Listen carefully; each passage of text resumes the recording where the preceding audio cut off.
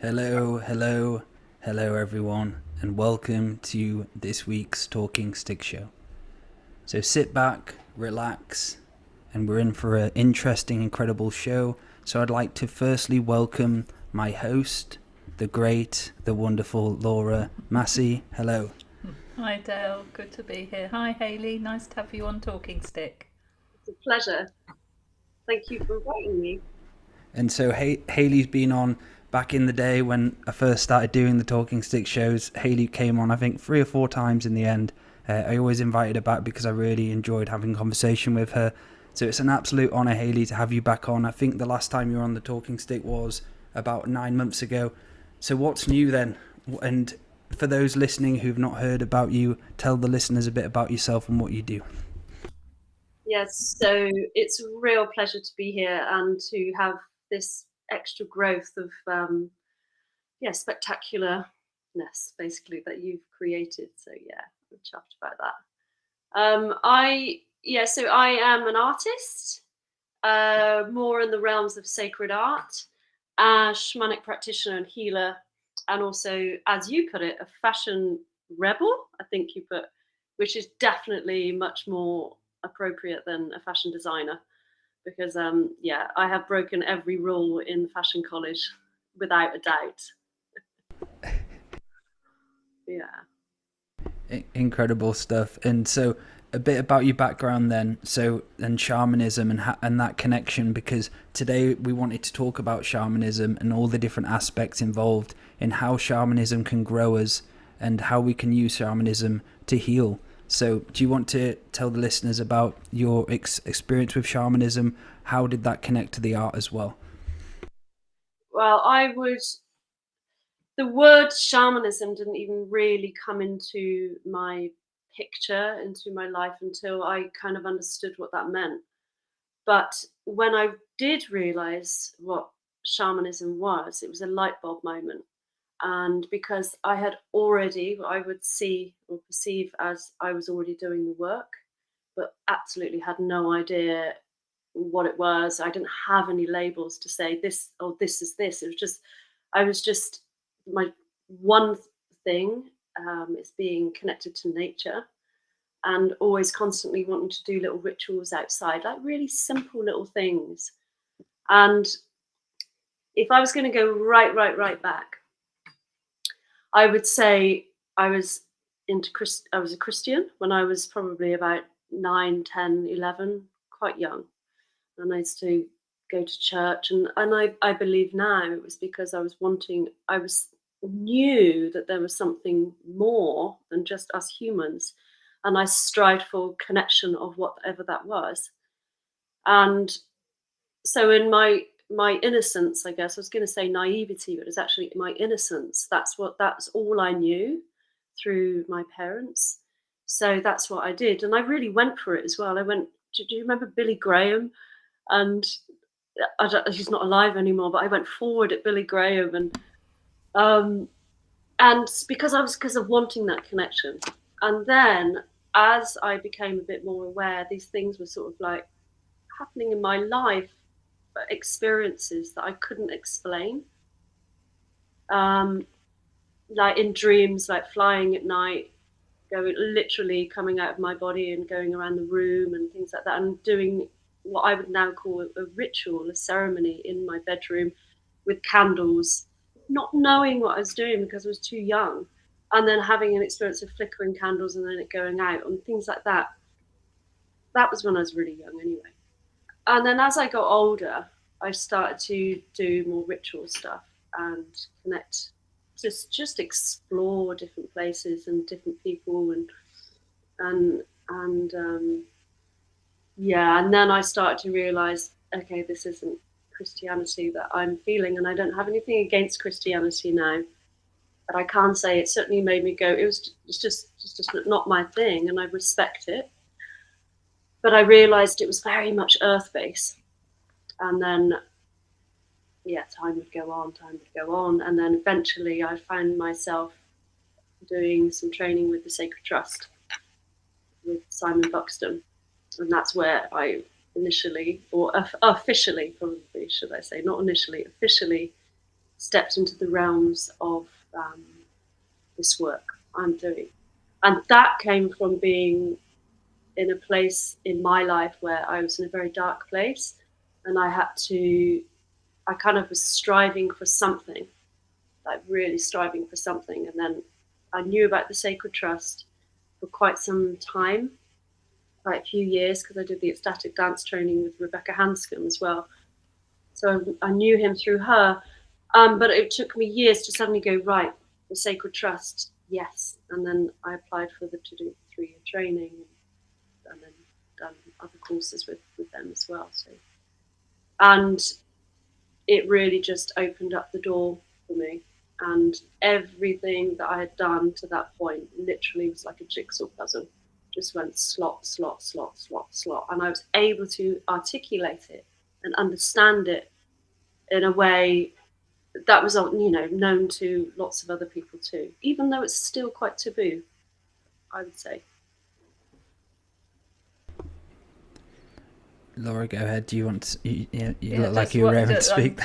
Nodding away here, as you probably were. Lovely hearing, your story and how in childhood, you were doing those things, and then latterly, without realising really who you were, until that, let's call it, I suppose, a dark night of the soul, wasn't it?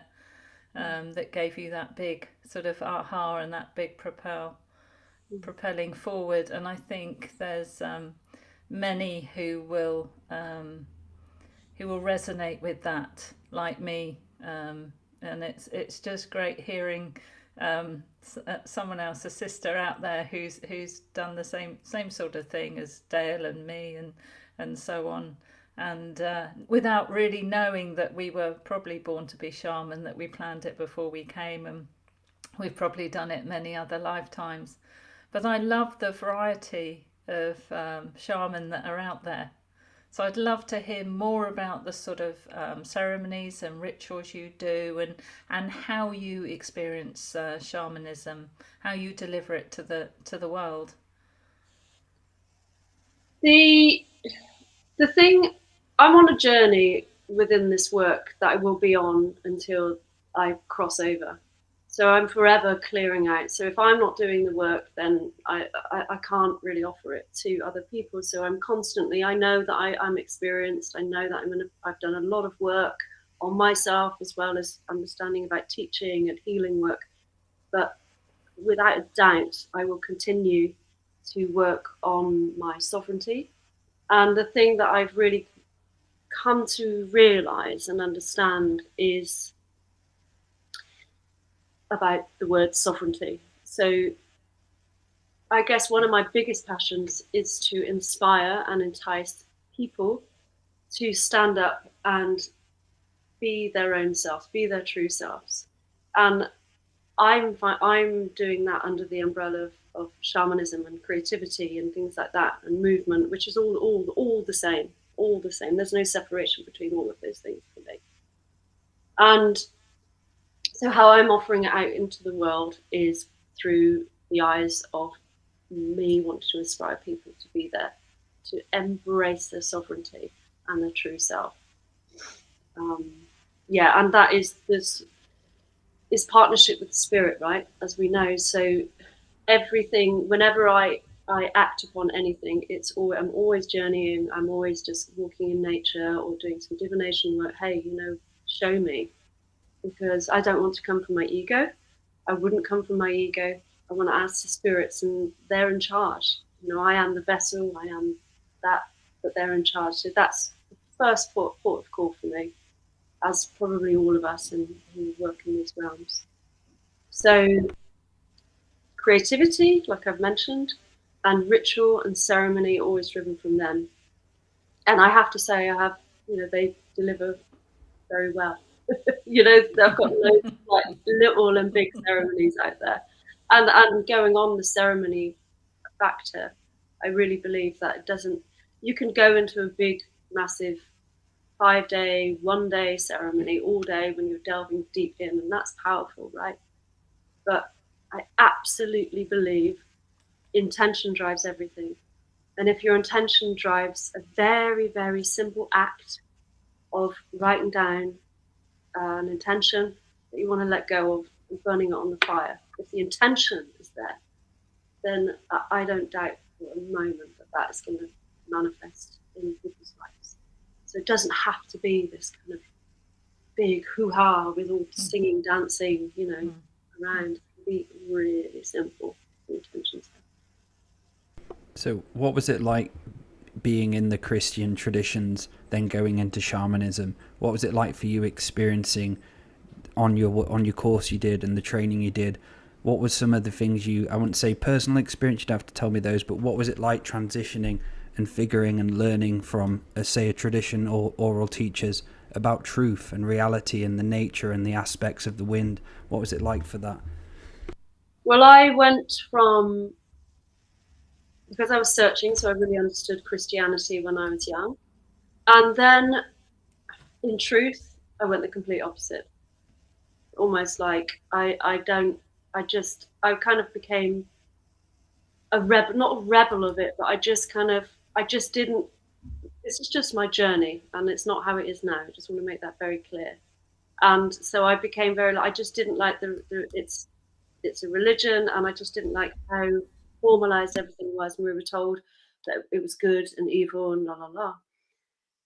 So I guess this is a very personal disassociation with it for quite some years, until I grew up, actually, until I realized, and I just thought, actually, I respect that. I really, really respect that, and I actually honor that, and I love that aspect of it. It's just not for me. But having said that, there are elements of it that are really similar. Like, all religions are all seeking the same thing, and shamanism being in that same bracket. There is something else that's beyond just us. Creation, God, Allah, whatever, spirit, great spirit, etc., etc. Names are endless. So that made me realize that there is just no separation between any of them, and I respect it as much as the work I do. So I became, that's kind of my journey from there to here, and I just feel more comfortable in the work that I'm doing. That's me, that's me. That's my sovereign. Incredible. Yeah, it's lovely hearing someone who walks their talk, isn't it, Dale? Yes, it is, and that's why she's come on 4 times. That's why we keep inviting her back on.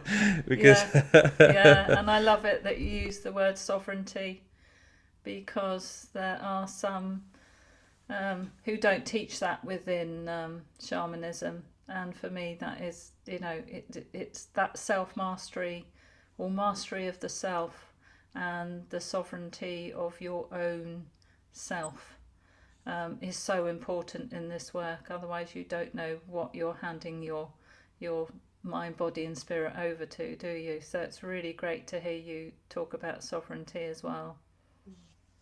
Absolutely. And so sorry, Laura, go ahead. Okay, so tell us about your artwork. I had a quick look at your website. What inspires that? And you've got some on the wall behind you, if anyone can see. Yeah. There. So these are sculptures with fabric and manipulating it. So these ones particularly are around the void, and I kind of want to throw all that I am, all of my passions, into one incredible hand-woven basket, metaphorically, of course. So my artwork is absolutely the same as my shamanism, my shamanic work. So through shamanism, we perceive from all of our senses, and all of my artwork is entirely intuitive, and it's done in a kind of, not all of the pieces, but in a respectful ceremonial way. And it's driven sometimes from journey work. So I do journeys and then create some visions. But also the aspect of the void is that when you stand at that threshold, we take a risk, right? You know, there's like, you stand at the threshold and we have a choice whether we want to jump in or not. And beyond that, in the void, in the all and everything, in that topsy-turvy space, there are infinite possibilities. And again, it's, you know, it's the same with my healing work. It's the same with my teaching, and it's the same with my artwork. You know, all around that aspect of like, let's step beyond the threshold and dive in. And also there's aspects in some of the series I've done where the idea of actually journeying through an Axis Mundi, for example. So you're actually going through something, and then there's deeper aspects of transition and, you know, going through something and into another world. So whether that's through a journey, through just meditation, through walking in nature, or literally through the death process of life and death. So yeah, that's kind of like generally a real general explanation of my art. But it's very interesting because the void, or this, which you can see everywhere, it's in all of my artwork. It kind of, that's a 3-dimensional thing that goes into something. Again, when I was young, and it was someone that reminded me this, I used to draw that all the time, and I just obsessed with space and tunnels, and you know, so it's really weird that now, because I didn't do that for quite some time, and now I'm just like gone straight back to it. And I was like, oh my god, I was doing this when I was young. I wonder if, you know, I wonder if there was a bridge between the two. I don't know. But my art is such a big part of who I am. You know, I am creative, and it's one of my biggest passions of expression as well. You know, everybody should be doing art. Everybody is an artist. I get so sad when people say I'm not an artist, and I'm like, yes, you are. I want to run workshops on that aspect, actually, to really, you know, inspire people to. Yeah, absolutely. And it's getting people into that self-belief that one life they might have had, or many lives, they might have been able to draw maybe more than they think they can now. And it's drawing on. It's pulling in that life, isn't it? It's calling in that aspect of yourself again, isn't it? To step forward and just give it a go. And you're right, it's very freeing. It's very expressive, and as you say, it's how you express yourself too. And they're very womb-like, your artwork, isn't it, as well? Which obviously is the void as well, being the womb of great mystery or great spirit or the universe or whatever your particular belief is. But yeah, beautiful. Sorry, Dale, did you want to say something? Oh, it's okay, Laura. All good. So we've got a question here which we'd like to ask. So from Sarah Canode is, why is shamanism so judged by society? Is shamanism like voodoo? I grew up in the Caribbean and there was so much mystery around it. So Hayley, if you want to answer that. My answer is, I actually don't know why. I mean, even now today, it's seen as woo woo, and you know, even I would choose. Not everybody I would share it with, because some people find it a bit overwhelming, a bit. They're scared of it. I think it's pure fear because we can't see it. You know, we can't see it, and unfortunately, the history or the media about shamanism is actually comes across quite dark. You know, it's like, oh, it's, you're working with the spirits. What's the spirits? And it's like, but it's, as we know, it's not that at all. It's full of absolute love and compassion, and you know, we journey to the spirit world when they're loving, compassionate beings. They're not. I don't believe in evil, so you know, other people may do. I don't know, but they're, you know, it's just there is no evil. It's just suffering beings, or you know, whatever you want to call it. But I think the reason why is because society has put something on it which creates a lot of fear because it's completely unknown. and actually, on the flip side of that, it really does work.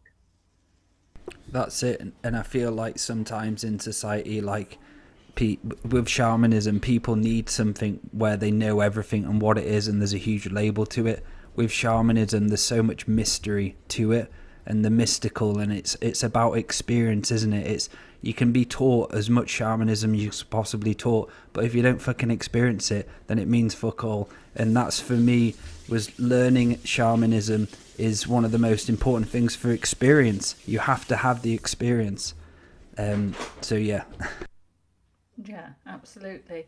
I mean, I think it's like that, isn't it, with the global narrative? So it gives a different perception to something. So, for example, if you say to, I know I might say to some of my friends, oh, I buy organic food, and organic has a certain cultural perception. If I say I'm buying food that's not grown with chemicals, then they understand better what I'm talking about. It actually gets more to what it's about.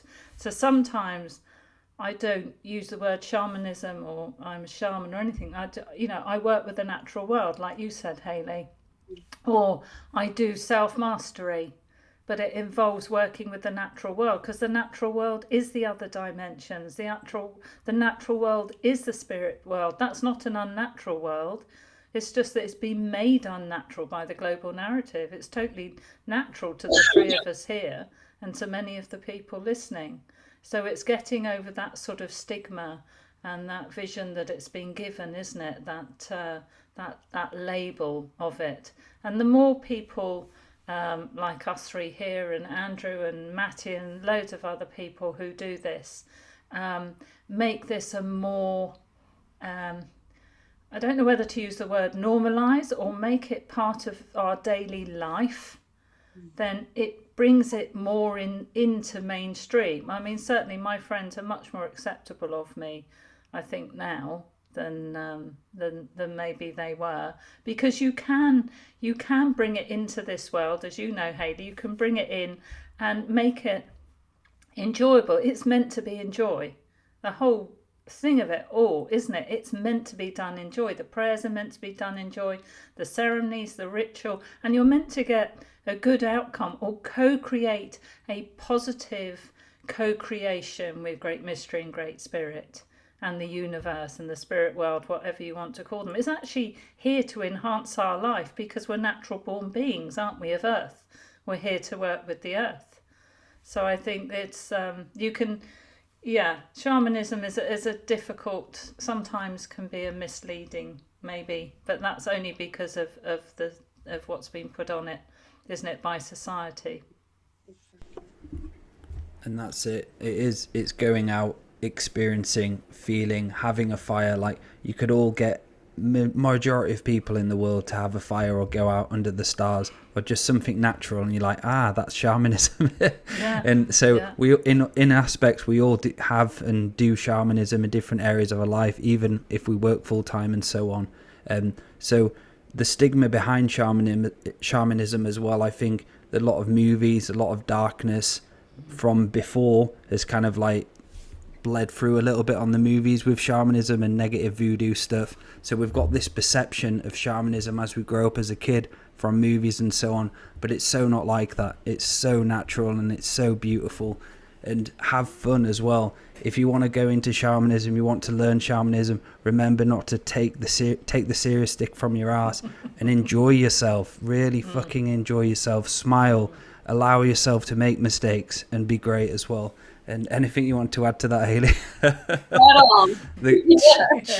Yeah. I mean, Hayley looks like she enjoys it, don't you? Yeah. And look at, beautiful artwork. Artwork is, it's a beautiful expression of your shamanism, but we don't have to call it that. Just be artwork. I mean, that it can link into the world. The natural world can link into the other world as well, or the 3D world. Yeah, absolutely. Yeah, humor is definitely a big factor, certainly in when people come to my circles and my teachings. It's just got to be there. So I totally agree with you in that one. And that's it, the childlike state. There's something so powerful and special about being the child. And when you really fully experience yourself as a child again, because you are still a child, but the society tells you we're not, there's such a high energy about it, and it's so comforting. And this is why, like me, Laura, and Andrew, we always take the piss out of each other. And with this seriousness business, with what we're doing and what we're creating, we have to have comedy in it at all times. We have our serious moments, we have meetings and serious shit happens sometimes, but majority of the time we're taking the piss and having a laugh, because at the end of the day, that's it. Comedy is so important to just to kind of break up the seriousness. Yeah, totally. Well, it's a sacred tool, isn't it? Clown, that kind of Yes. That playing with that idea, very topsy-turvy, but using humour, and then actually underneath it is some real deep healing work going on. Yes, I agree, Hayley. And also, do you find that the unseen world has a laugh with you too? Oh, yes. I find that, yeah, and you can, you sort of look up, because that's just naturally what I do anyway. I look up and laugh and say, "Oh, you got me there," or just something will happen, a synchronicity or something, and you think, or a dream. Yes. I get some quite amusing stuff happens in dreams, and I think, yeah, of course they've got a sense of humour. Sometimes even when I'm with like a one-to-one client, I'm now deeply immersed, deeply merged, and then I get shown something, and I'm like, are you fucking serious? Okay, okay, and because I completely trust, I follow it, So, but I'm laughing about it because it is sometimes like, really, but yes, it is, because it's that topsy-turvy kind of like, yeah, it's funny, but that's where the work's at. This is what you have to do with that client. Okay. So how important is trust in yourself to you, Hayley? How important is that on your journey and in the work you do? I have to, because it's so easy for that judgment to come in, especially when you're working with the spirits or the unseen realm. You're journeying, and if I didn't trust in myself, in what I'm perceiving, if I didn't trust in the work that I'm creating, then I wouldn't be doing it. I wouldn't be teaching it. I wouldn't be doing shamanic journeying. I wouldn't be creating artwork. Simple as that. So I have to fall into the arms of trust of myself and also what's around me. And it is myself, because I have to trust what I'm perceiving. And when I'm teaching, the biggest question that I get asked, am I making this up? Because they're not trusting. I'm like, just trust in it. Just trust in it. It doesn't matter what happens if you did. What happens if you didn't make it up and it was real? Yes. Again, going to the humour thing, have fun. And it connects back to broken faith as well with the trust. And if people do have trust issues, then they've got to look into the past where they weren't in trust, or they had broken faith, where they gave up being source connected. And that's so important in your own journey. My mum's a great example of it. She has mystical experiences happening to her. She believes it for an hour, then the next day she doesn't believe it anymore, because she just thinks, oh no, I don't trust it really. And she's had a lot of things in the past. Same with me, where I had to go back into the past and mend those parts of me which were broken, where I was growing up and I lost faith in the world. No one was showing me tools like shamanism. It was kind of like I had to find it all for myself, and I kind of gave up because of Christianity and all the rules they had. It just didn't feel right to me. So I had to go back around. I started experimenting, going out, taking drugs and so on, until I got to the point where I hit rock bottom. And rock bottom is one of the best places I could have gone to at that time, because it made me rebuild and rebirth into a new person completely. That's where it's at, isn't it? In the deep trauma, or the deep destruction of life, to where you can actually it's the dismemberment, isn't it? If you get completely dismembered in life, then at that point, that's when you can remember. Remember, absolutely, absolutely, and start putting the pieces and parts of yourself back together in a different way, isn't it? With an understanding of working with the natural world. Yeah, yes, yeah. So we have a question from Amy. Hayley, can you share with us one or two things you find important in your shamanism practice each day? The first thing I would say is to, which I know you're both going to agree with this, is go out into nature, which I do. I go out into nature every morning and I acknowledge the physical face of spirit, meaning nature.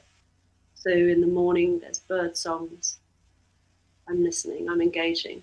There's a relationship there.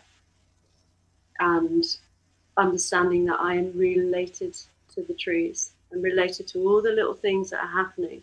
And finding my feet on the earth and feeling into that and allowing that to come up through me and into my being. And secondly, being grateful for this moment, being grateful for the sun rising once again for us all. You know, I'm here to breathe in this earth and then go on my day, totally normal. But I'm taking that 1 to 5 minutes, however long it is, of just pausing in stillness and acknowledging that everything is alive and I am it and it is me. So that's, yeah. And that frequency you've tuned into, you're taking with you throughout your day.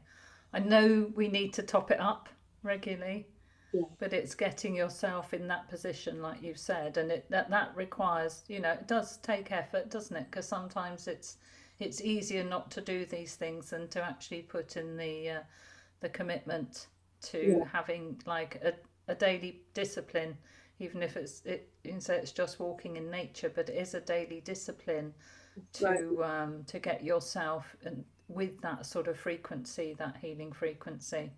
Yeah, exactly. And that's what I just explained to them is really accessible.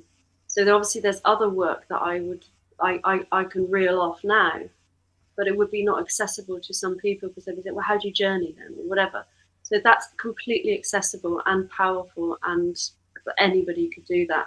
And it might not be in nature. It might be actually just sitting in and meditating, or it might be stretching or moving.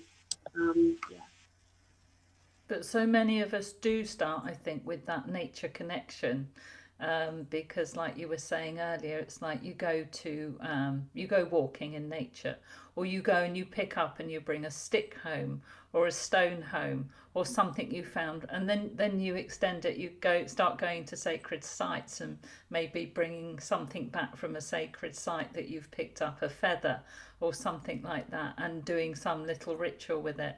So it's all because it's all about the natural world and us working with it, with the natural earth hologram, isn't it? That I think that nature has got to be the real catalyst for that sort of entry into this sort of work, really. Yes. And it's an inspiration as well, isn't it?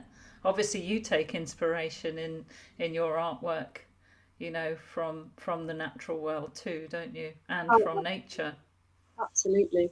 Even I was in a garden today and it was so stunning. Like visually, it was so stunning. And I realized and I felt good, but I realized it wasn't until I actually looked and I thought, wow, it's stunning here. But I kind of paused for a moment and I thought, I feel good. And I haven't actually really noticed like visually what's here until I've actually made the effort to. And I realized I feel really good because I'm just in it and energetically around. I mean, I was literally surrounded by flowers and trees, and so I was just feeling it. And so I acknowledged that. That's why. It's not because I'm seeing it. We don't have to do that. Because sometimes we walk in nature and we just think, God, I feel really good. I just, most people like to go out in nature, and most people probably don't know why. I don't know why. I just want it. Well, We don't need to know why, because it's just imprinted in the earth, and the earth is a part of us, what I believe. So there's this instant thing that happens woven in that connects us with nature, so we just feel good. It's just simple. And that's beautiful, Hayley, and that's why a lot of people struggle with nature and relaxing and feeling good when they go out for a walk, is because they're always searching for something, and with that search they don't get the full experience of being a human. Like you say, the surrender, the knowingness, the being part of source, being part of the nature, being part of the world is a feeling, and it's a knowing, instead of going out and always, as humans, we want things, instant gratification, or we want the next iPhone, or we want this and that. When you go out into nature, it's not about wanting, but it's about listening and experiencing, walking. And there's an aspect to it where I walk now and I'm like, this is fucking amazing walking. Like, because when I was a kid or when I was a teenager, I didn't feel like this. Now I'm actually listening and I'm part of it all. And that oneness which you're talking about is incredible. It's so inspiring to feel oneness. And those listening to go out into nature and feel, instead of looking, going out to expect, just be and really feel the environment you're in. It's a deep listening, I think, with your whole body. So I don't think it's quite the same if you've got your earbuds in or your iPod, whatever it is, and you're running. You're on, because your focus then is that you're out to do a run, isn't it? For me, that isn't. It's great that you're out and it's great you're exercising, but if you want real natural connection, you've got to drop all that and you've just got to be out there yourself, like Hayley's saying, and just immerse yourself in those frequencies. And they are such healing frequencies as well, aren't they, as we've just been saying. So how do you work with like ancestral trauma, Hayley? Dealing with ancestral trauma in your type of work? Well, I would say that is in relation to curse work, which is very which is I don't know. People kind of like, oh, you've been cursed. What's that?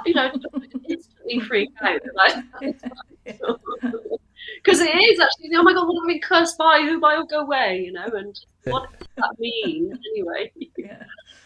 But ancestral cursing, we could automatically think that it's our parents or grandparents, but it's not generally not necessarily the case.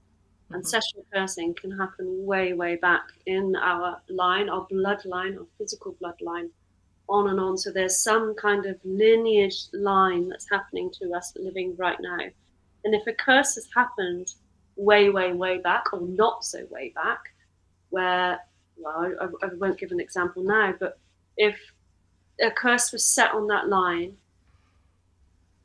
that effect on that particular person that curse was set up on, if the intention was for it to carry on and on and on, say down the female line can be affected in the same way, repeating the same patterns as the mother and the grandmother, and sometimes it's really clear as well to us. It's like I'm doing that same thing that's my mum's doing, or my grandparents were doing, etc., etc.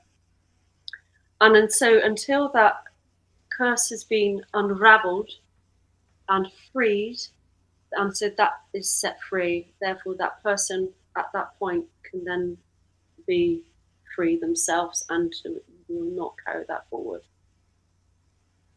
And what are some of the practices you have for doing that you can share with us? It would typically be done through one-to-one client. Can be done remotely or obviously in person. It really doesn't make any difference, because you're working particularly with curses, to be honest, because you're working in the spirit world, and so it's done remotely. It's kind of, unless I go into detail about how I would do it, which I don't particularly want to do. No, that's fine. Yeah. But it would be, say, a client would come. I would always do a diagnostic journey, so journey to the spirit world, is that aligned? Is that a curse? Yes, it is. and then it could be an ancestral curse. It could be a self curse. It could be a curse from someone that's still living. And then I would do the work in partnership with the spirits. So the spirits, because it's curse work as well, as a practitioner, be fully protected. And the spirits, so there's almost a distance between myself and the spirits. The spirits are really doing the work here. Whereas sometimes if I was going to do soul retrieval with a client, I'm very action, as well as absolutely being in partnership. With curse work, you keep a little distance because you're working. If you trip over a wire, for example, meaning metaphorically a spirit wire, for a trap was set up for, so they don't want to be seen, don't want to be heard, but that thing can happen. I have to be fully guarded, fully protected, so that isn't going to happen. Or is like, can you uncover any things that needs to be revealed? If that answers. I'm just going to put a light on because it's a bit dark. It's getting dark there, isn't it?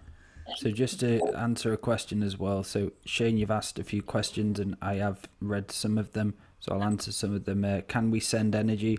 And I'm guessing you mean sending positive energy. Is that what you mean? Laura, can you read into more of that? Can we send energy? I think we can. Do you mean it is as in energy healing? Yeah, I can't see the question. Can you not see the chat? Okay. If you're sending it to somebody, please don't do it without asking them. Of course, yeah. I'm just saying that to Shane. But yes, I mean, absolutely, as Hayley will confirm, you can do distance healing because in the unseen world there's no distance. So they could be next to you or the other side of the world. I mean, energy's energy. It's you can work with it in any way you choose and imprint on it how you choose. Hopefully you're imprinting on it as a sovereign sacred being. Yeah. And that's it. And I remember my journey with psychic surgery and doing healings. I remember years ago when one person wanted a treatment from Australia, and I remember thinking in my mind when I first started, I was like, holy shit, I was like, am I going to be able to do this? Australia? It's like, then all of a sudden from then, so COVID came and my clients all went to online, and it was one of the best things ever because I started having no competition between my face-to-face and my online clients, where it just got to the point now where there was such trust with myself, it was like they were in the room. There was no difference. So I was like, at the start, it's hard for people to perceive with the brain. And when you start thinking with the brain in psychic surgery or shamanic practices, it's hard. But when you have a knowingness and a feeling, those are one of the most important tools within it.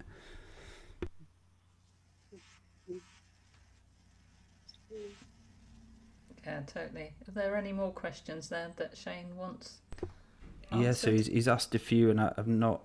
So send energy. Yeah, the sending energy thing. What was that question again? Because there is energy where you can literally, where you're angry or you're shouting at somebody, and energy, like you said, Yes. can go out and then that can attach to us.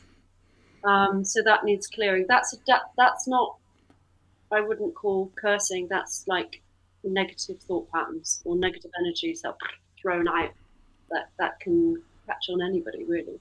Yeah, is that what you would consider the setup for like psychic attacks as well, Hayley? How would you describe a psychic attack as we're talking about this? It depends, because if it's done psychic attack, well, if it's done with intention, then it could. I can't answer the question directly because I would always journey to the spirits and ask them. But it could be either, I would say. So a psychic attack could be if it's literally at you, and especially if it's repetitive, if it keeps coming at you and at you and at you, then it can really have an effect. Yeah. But energetically as well, it could just be the same. But that would need an extraction, an energy extraction. How would you describe a psychic attack, Dale?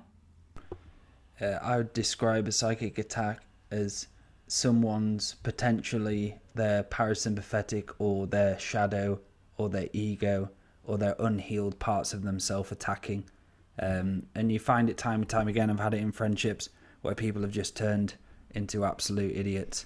and they've started obviously projecting and I'd not say attaching, but throwing their own shit at me, and I call it verbal vomit.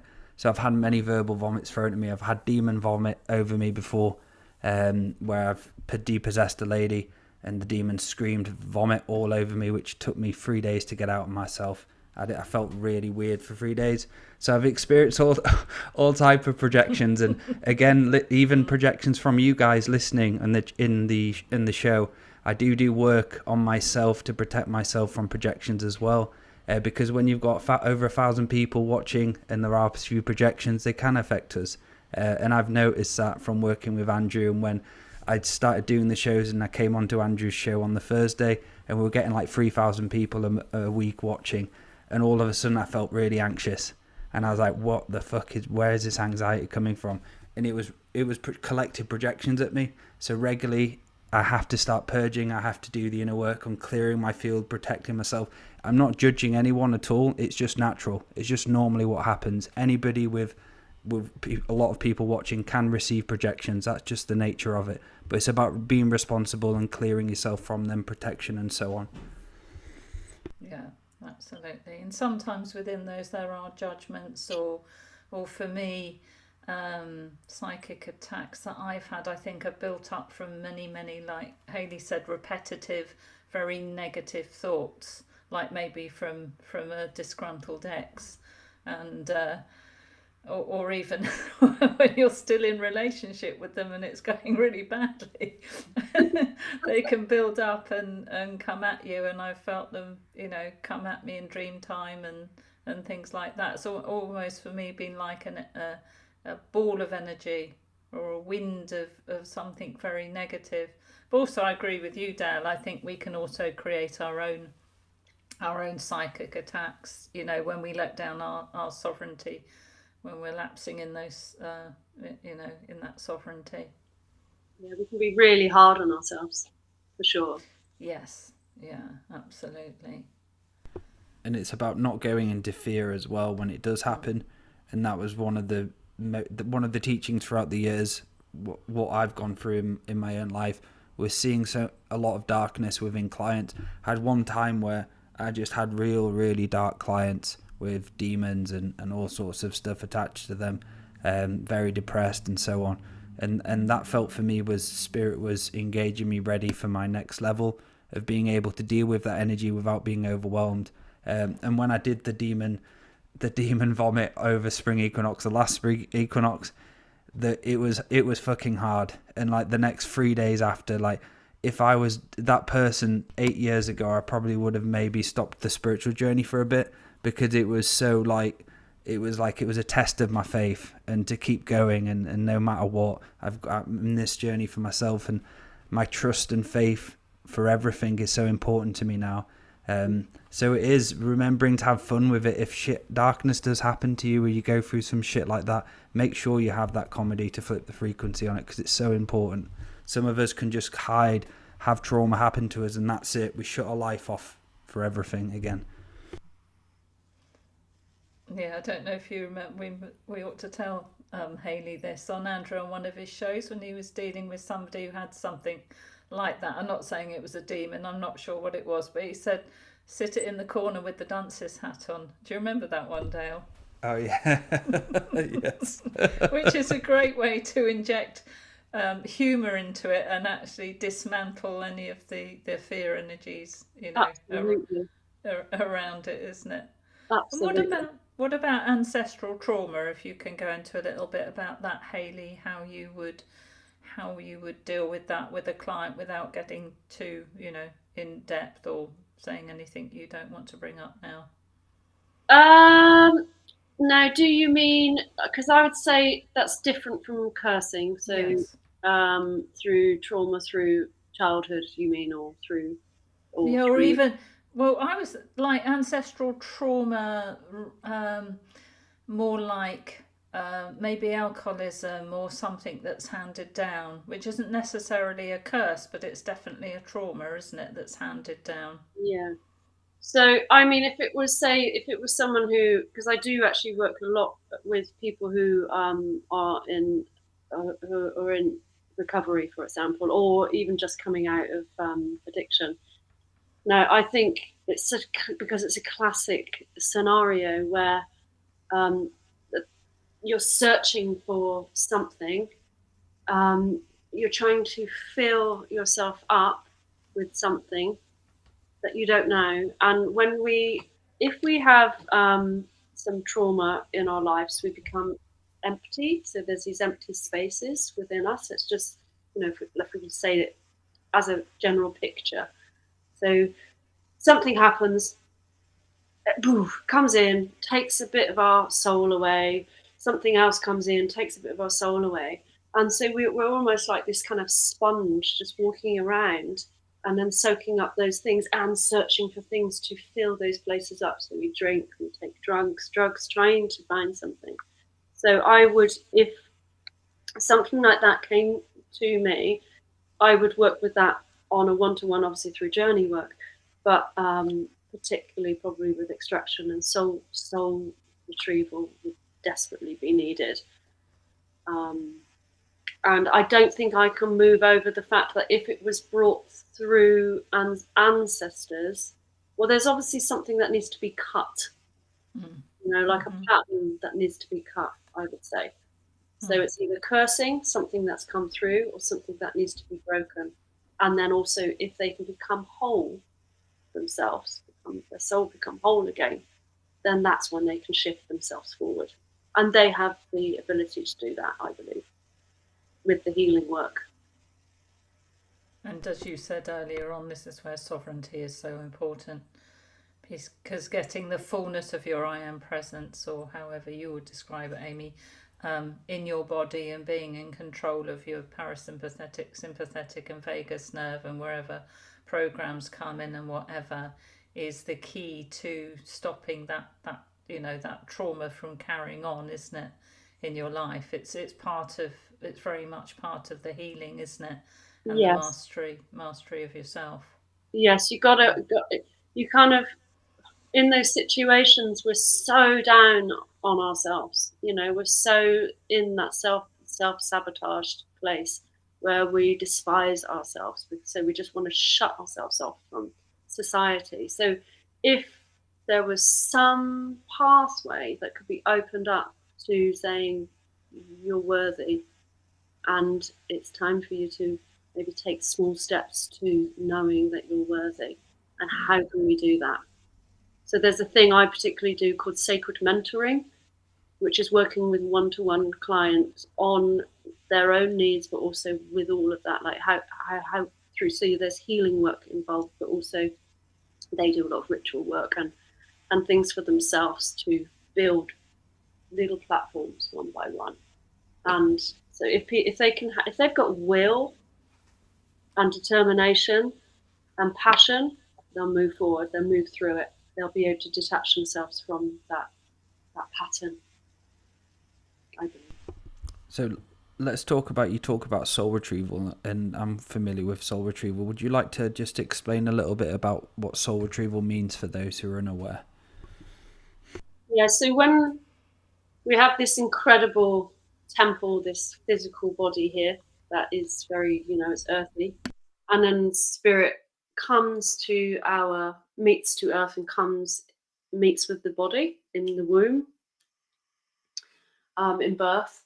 So then in that form, the spirit, the soul, is pure, it's beautiful, it's whole. And then through life, when we're born, not generally, not early stages, but as the years go by, that soul can get damaged.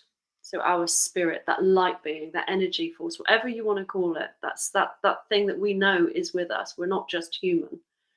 We're not just physical flesh, sorry. And when that soul becomes damaged through trauma, through accidents, through maybe cursing as well, through lots of different ways, through literal physical accidents, amputations, all of those things, our soul gets affected, and then it goes off into the spirit world and hides away, generally in a safe place, because that fight or flight that animals do when they get attacked they shake, they shake, and it's because their spirit is leaving their body just before the attack happens, because they know how to do it. We don't know how to do that. But what happens is our soul becomes fragmented and lost in the spirit world. So as a practitioner, my job would be to journey and find those soul parts, and then bring them home, probably with a story as well of when that soul part needs to come back. And what happens again, like when I was saying about the sponge effect, when those soul parts leave us, there's empty holes, so they fill up with negative energy, so that drains us. We feel tired, or we have repetitive things go on in our life, or we have physical pains happen in our body, because these energies are filling up those places that actually should be the soul, because the soul needs to come back. So again, it's all to do with sovereignty again, because when the soul becomes home and fully home, and all those beautiful lost soul parts come home, then we haven't got this veil anymore. We can see clearly. Incredible. Yeah, beautiful. And that's it. And from my experience of soul retrieval as well, it's interesting because it is like each one what comes back has a story to tell. And it's like I'm finally back in, and it's been up to this or came out at this era of time back then. And it is like each session there's just so many different soul shards coming in, and it's not just one, there's just hundreds and hundreds. I don't know how many of each person, but for me personally, they just keep coming back all the time of all the different lifetimes. Yeah, absolutely. And some of them can be, big soul parts that have been lost for a very long time and so needed to come back, because it's really just, disrupting that person's life. But it can be really small ones as well, really simple. And they can carry on being lost, because we suddenly find ourselves in situations and, oh, little soul part is gone, bring it back. Yes. It's left the building. Yeah. No, come back. You could make a TV program, The Soul Shard Hunter. Yes. Yeah, that would be a good one. Do it. I think before I even learnt anything about it, Hayley, I was doing that in my dream time. Oh, wow. And it's lucky, because I knew Andrew at the time, that I actually had a resource to ask and find out exactly what I was doing. But I was collecting a soul shard from a hell realm for somebody, and I sort of knew, but I didn't really understand about the work we did for other people, whether it's through journeying or dream time. So I think maybe we also do it in our dream time sometimes without being aware of it. I'm sure we must do. Absolutely. Yeah, I had a client just last week, and I was told that she had to find her soul part in her dreams that night. Yeah, there was a soul part. I saw it as clear as day, knew what it was, but I wasn't the one to do the work. And I said, you set the intention before you go to bed, and that soul part's going to come back to you. And you just need to trust. Yes. Okay. Yeah, absolutely. Yeah, and they can come in some very interesting ways, as we discovered on a show we did quite a few weeks ago, Dale, where I had the soul shard that came in through my throat chakra. Wow. Oh God. And it shifted my residual image of. Hayley so I had needs a to see photo this. of me I'm with going to my put it head. up. Yeah. I've got it. Have you got it? Yeah. Yeah, Hayley might like to see that. Oh my God. So. Oh my God. Yeah. So it just so I think this obviously the universe aligned it so that my partner at the time actually he was taking a photo of me wearing just this silly hat, but that's what happened with the photo. Oh my goodness. Then Andrew said my soul shard came in so fast it actually moved my residual image. So wow. It's quite fun. But it's a great demonstration of it's quite bizarre, isn't it? Oh, huge bow. Yeah. Yes, it does. Yeah, quite bizarre, that one. But yes, so and I didn't know what was happening to me, so I think anybody out there who doesn't understand what's going on, you've got 3 practitioners here who do, and more in Maty, who works with Two Feathers Medicine as well, and obviously Andrew, and Absolutely. Something that can be confusing if you're early on your journey, can't it? Dealing with soul shards. Yes, absolutely. If you don't know what it's like, especially you don't know what's happening to you, and then they come to us and I something's happening, I don't understand it, and it's like, well, maybe they don't need to understand it, they just turned up. It's great, Yes, you can put them back together, as it were. Yeah. and that's what I've learned a lot, is about, even though I understand a lot, but I don't know everything, and sometimes I don't have to understand everything, and that's one of the biggest growths I've had. And I think letting go and being more of a natural person is letting go of all of that, the control, not like you always want to know everything. I always used to want to know everything about spirit, what's this and what's that, but now I just I couldn't give a shit about some things, and I'm so happy I couldn't give a shit finally. That everything's a story, and everything there's something connected to that, and I was like, I have to stop myself from doing this, because it mostly negative really stuff. I wouldn't say I was negative thinking, but being like that is quite a negative process, always trying to get the answers for everything. We're conditioned that way, though, aren't we, to find the answer to stuff? Yes. Whether it's crosswords or Cluedo or whatever it is, it's almost a conditioning. There has to be an answer. And I think it was Andrew who said great mystery will never be solved. And I quite like that, because what's the point of having a mystery if you can solve it? You want the continuing mystery. I mean, that's the joy in the journey of life, isn't it? Exactly. And isn't it great when somebody knows, more than you do? It's like they kind of give you the answers. If you can let go of that need of having to give all the answers to everything, when someone says, well, actually, and it feels right, it's like, it's great, I've learned something today. Yes, it took me a long time to get to that, being brave enough to say, I don't know, actually. I would always try and come up with something, lame though it was, and it's actually better to say, actually, I don't know, and I'm okay with that, but that's part of the self-worthiness journey that you were talking about earlier as well. Yeah. Being okay with you and not having everything to prove. Absolutely, not worrying what other people think as well. It's a huge one. Really doesn't matter. Yeah.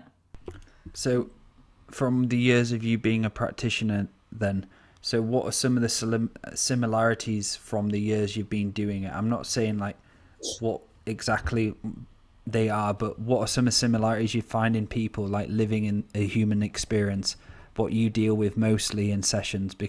Or does it come in waves? Does sessions change from time to time? What's it like for you as a practitioner? I wouldn't say there is a pattern, but I would definitely say that a thing that always pops its head up is disbelief in themselves through all sorts of reasons, generally through history, through their history, through trauma, or being told that they can't do something, or squashed down, basically, from parents, teachers, gurus, all of those, saying that you're just not good enough. And that can have such an effect on us in life as human beings that, we just don't want to stand up on our 2 feet because we're afraid of it. And we don't know how, or we just don't know how to. I can't say something specific, because every personal client is different. But I would say that that's the main thing. I would say that has really popped its head up many, many times. In fact, everybody. I've had some really funny experiences there. It doesn't happen all the time, but just sometimes they do become the same. I'll have 4 sessions of someone with sexual problems, and the universe will just be throwing at me all of these people with sexual abuse or anything like that. And it does vary, and disbelief is a big thing. And for me, I've had to work on disbelief. That's some of the inner work I've been doing a lot lately, on some of the aspects of where I don't really value myself enough. And we all have that. We all have those moments where we don't believe in ourselves fully. And with tools like shamanism, it's great because you can fully dive deep into it and start changing it. Yeah, disbelief goes along with lack of self-worth, really. It's about, as you said, believing in yourself, isn't it? And that's something I see quite a lot.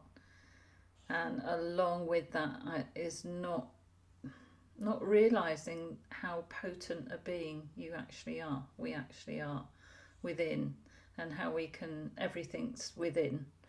I know that's a bit of an old cliche, but it really is. It's within doing the inner work that you can find your potency, and potency is linked to what we were saying earlier, which is sovereignty.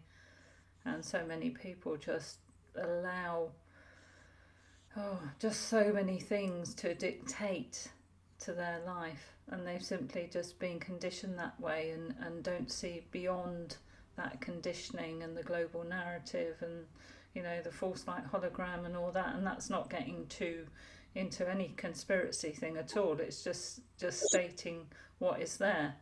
And you know, proper practicing shaman choose to live in the natural world like Hayley does. And that doesn't mean to say you don't live in the 3D life either, does it, Hayley? Because you've got to, you know, you've got to exist in both. That's right, and that's kind of what, you know, practitioners or shamans globally do. It's like you have one foot in the spirit world, and one foot here. You know, there's this absolute bridge between the two. I'm completely normal. I also just have to make it very clear, I would never call myself a shaman. I think you mentioned that earlier, Laura, as well. Yeah. Wouldn't admit me, just not a practitioner, yeah, and a healer, yes. Yes. But that is one thing for sure that happens with me. You know, there is, I'm the bridge between the two. But normal life carries on. I'm a normal person. Absolutely. You know, I have showers in the morning. I wash up. I cook. I do my washing. You know, you have your money in the bank, and you take cold plunges still. Pay taxes. You still take the cold plunges, Hayley?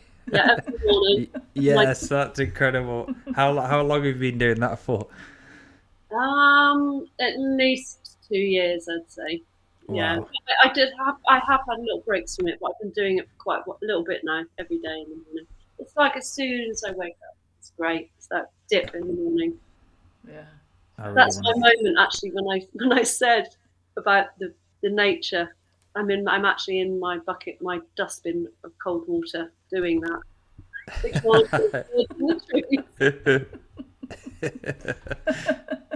That's an interesting vision, Hayley. That my neighbours can't see.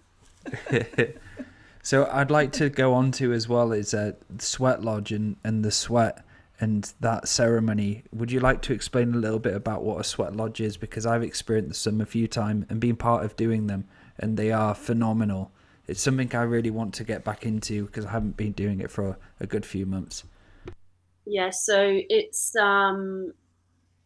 basically, if you can just think of a bender, so you have hazel poles in a structure like that.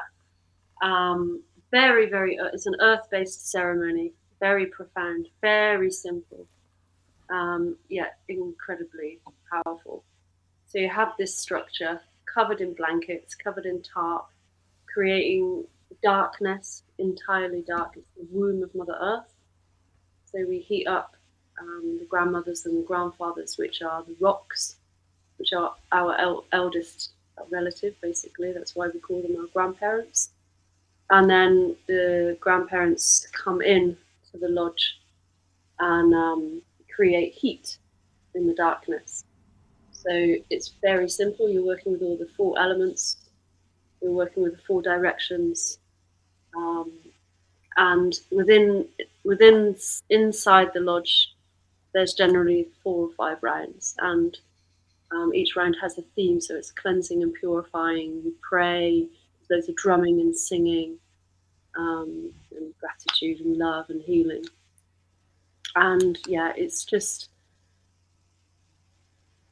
like I said, it's a simple ceremony working with Mother Nature in her true essence. It would not happen without her.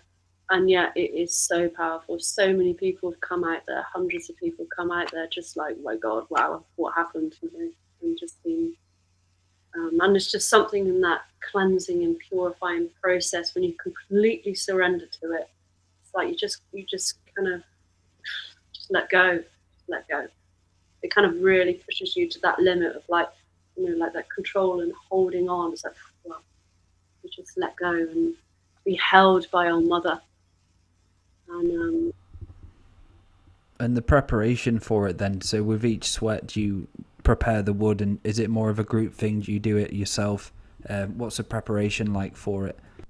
Well, with the preparation, like on the day, so it's a community work really. So obviously there's the people that running, myself and my partner are running the sweat lodge itself, meaning pouring the water.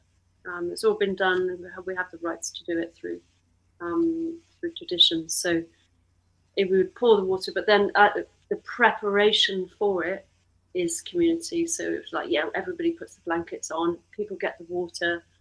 There's a brush that's being made, and so I run women's lodges as well. So that's one passion of mine. So when women, it's mixed lodges as well as women's lodges, and they are just as powerful and as beautiful as each other. They're just different. So when women, just like when men come together and women come together, it's just different. And it's just, I don't know, it's just different when women, that's all I can say. Anything you want to ask Laura about the sweat? Would people have to be at a particular level of inner work before they attended the sweat lodge? No, doesn't matter. No, it Okay, doesn't. right, just You don't. No, not at all. I mean, we have a lot of people in recovery come to lodges. It's just one of those transition of like completely surrendering, and it is quite deep. It's just like there are and so many people coming in just at the end of recovery, literally almost just stepped into recovery and then carried on. And we have within the community, like people coming back regular. That's what happens. You just become sweat hogs, which is what I call them. But there's a good group of people who come regular are in recovery and doing the AA and NA. So I guess a lot of releasing goes on there. A lot, and I think it's and physically. Yes, physically and spiritually, and also within the community as well. There's just support there as well. There's something about coming together in nature, in ceremony, and just connecting with each other. And you don't have to have any experience at all. A lot of people started their first time once, and it's just the people that are coming back regular that are still coming. And it involves all the elements and the alchemy of all the combined elements too, doesn't it? Yes, exactly. The beauty. So you're working with the 4 directions with 4 flags inside the lodge. They're the grandmothers and the grandfathers. And you're honoring all of that, and with the Great Spirit, you're honoring Mother Nature, and that we're all connected. It's an animistic belief. We've got a photo of you here, Hayley. Oh, I've been. That was cold that morning. Oh my goodness, Hayley. Hey, looking at me. Yes. I'm just wondering where you got all that ice from. You must have had it delivered on a lorry. No, that was England. And it was actually frozen. Didn't put any ice in it. That was how it was when we were Really? frozen. Yeah. Wow. Like this one. Oh my God.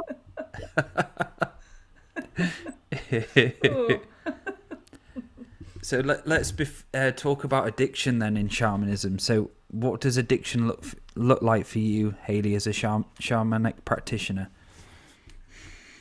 I'm not sure of that question.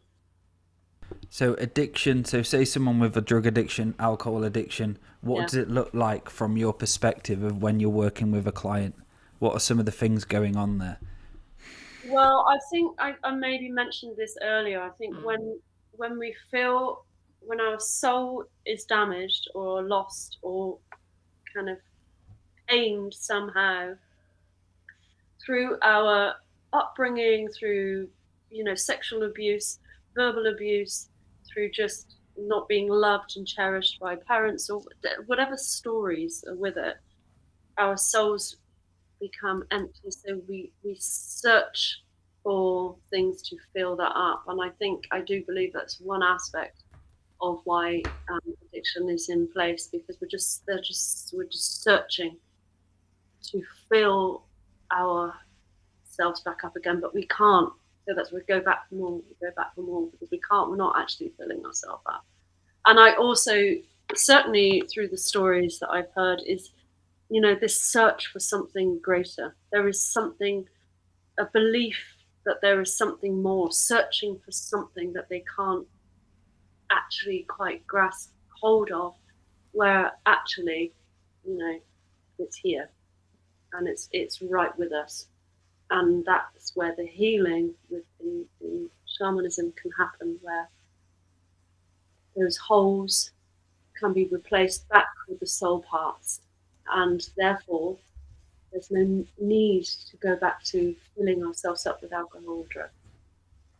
So then, yeah. Would you say also, Hayley, it's a covering up of unfaced trauma or trauma that you're not able to face? Definitely. With a distraction? Yeah, definitely. Definitely. Yeah. Yeah, through, just not disassociating, isn't it? It's like not wanting yes, that's, yeah. To acknowledge it at all, and let's turn the other way and face it, basically. Whereas again, like I said, if we could do that and have the strength and the courage to actually, you know, like we've mentioned before about going through the dark night of the soul, well, that is so true. You don't have to be a shaman or a shamanic practitioner to go through that, but to go through the dark night of the soul, the only way through is to the light. To get through it is through it. That's absolute fact. If you keep running, you're just going to keep running away and get more worn down, traumatized, and more things happen to you until you have the courage to actually turn around and come back. Yeah, and that's the journey into growth. Yeah. And the self-evolution. And that's it. It's like, even thinking about drinking and the amount of people who drink on weekends, binge drink all the time, and give the life away to drinking and working full time, working full time. I feel like it takes, from my experience as well, it takes commitment and a lot of courage to get out of that. And you really have to build yourself out of it very slowly, but you've got to have a lot of strength as well. From me being an addict before in my life, it was one of the hardest things I had to overcome in my life, being honest. It was very hard to overcome that side of me, but once I did, it was like a regained trust to the natural way. And I think a lot of people get lost because they don't have the tools and techniques to learn natural living. So when they become addicted to something, they go on to an antidepressant or they go on to some other drug. So they're still limited and they're still like held back, the spirit's held back and so on. So for me, the natural way helped me gauge myself out of it, moving from drugs and so on. And it's a hard graft to get out of it. It was one of the hardest lessons, but I'm so glad I did it. And my life is incredible now. But it took a lot of honesty. And if you have an addiction and you're not being honest, honesty is the first part of addiction. You have to be honest with yourself about yourself, all the shit what goes along with it and so on. And I know a lot of people do struggle with addiction. It's so big. Like I have friends who are not really my friends anymore, but a lot of people who have died from alcoholism. And I've got a few old alcoholic friends from school and so on. So it's so irrelevant and so big still within our society, addiction. Exactly. Apologies about slipping off them. My battery nearly died, so it's switched on. Oh, it's okay. So we're going to wrap up the show anyway, Hayley. So it's been an absolute honour, sister, to have you on. this evening. It's been so fun, and you look great, and I'm so glad to have you back. Thank you so much for asking. I've really enjoyed it, and really enjoyed meeting you, Laura. It's been fabulous. Love sharing this part of the journey with you, Hayley. It's been wonderful. Nothing is going to tempt me into an ice dustbin full of water. I'll be honest with you. Morning bath, no. But I know, I'm sure it does, and you look really good on it. So I know a lot of people do it, and it's very good for the immune system, isn't it? Yeah. Yeah, and your general well-being. So yeah, fabulous to meet you, and thanks so much for coming on. Thank you. And how can people get a hold of you as well for your artwork or sessions if they'd like a shamanic session? So my website, which is below, Hayley Trezise, TREZISE.co.uk.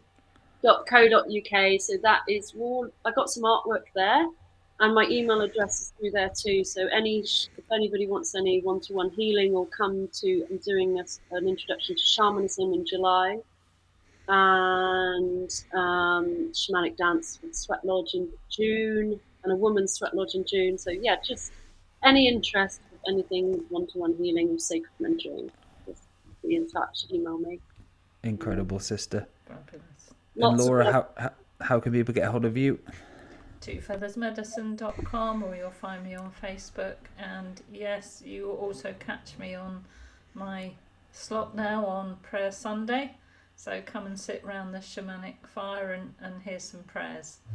So yeah, anybody want to do a one-to-one again, shamanic self-mastery, psychic surgery, ancestral healing.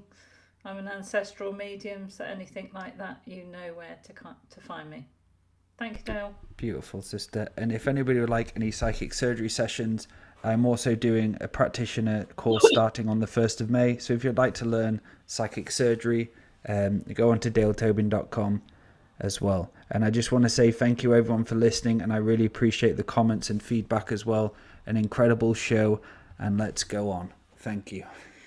Ooh, thank you. Thanks, Hayley. Thank you. Bye now, everyone.